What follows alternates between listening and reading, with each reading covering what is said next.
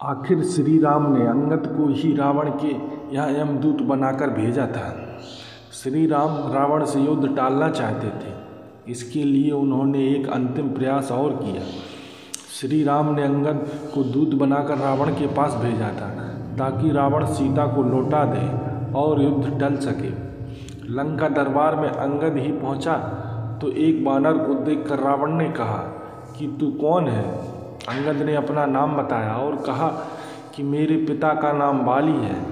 क्या आपको याद है कि आप मेरे पिता से मिल चुके हैं। बाली का नाम सुनते ही रावण के हाव भाव बदल गए थे। उसने बात करने का अंदाज बदला और कहा कि हाँ, मुझे याद है, एक बाली नाम का बानर था। रावण के हाव भाव देखकर और उसकी बात सुनकर अंगद हैरान था। अंगद ने सोचा कि जिसे मेरे पिता बाली ने 6 महीने तक अपनी बाह में दबा कर रखा था, वह रावण बाली इतने सामान्य ढंग से याद कर रहा है। दरअसल रावण अहंकारी था और वह खुद को ही सर्वश्रेष्ठ और सबसे शक्तिशाली मानता था और दूसरों को जताता भी था।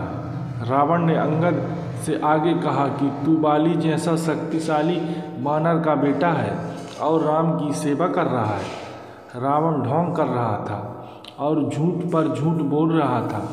रावण ने अंगद से पूछा कि बता तेरे पिता कहाँ हैं आजकल। रावण जानता था कि राम ने बाली का वध कर दिया है, फिर भी वह ढोंग कर रहा था।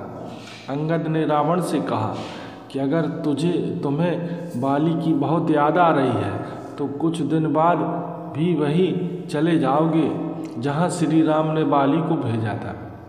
इसके बाद अंगद ने रावण के दरबार में घोषणा कर दी कि अगर किसी ने उसके पैर हिला दिए तो श्री राम लौट जाएंगे। इस घोषणा के बाद रावण के दरबार में सभी लोगों ने उसका पैर हिलाने की कोशिश की, लेकिन किसी को सफलता नहीं मिली।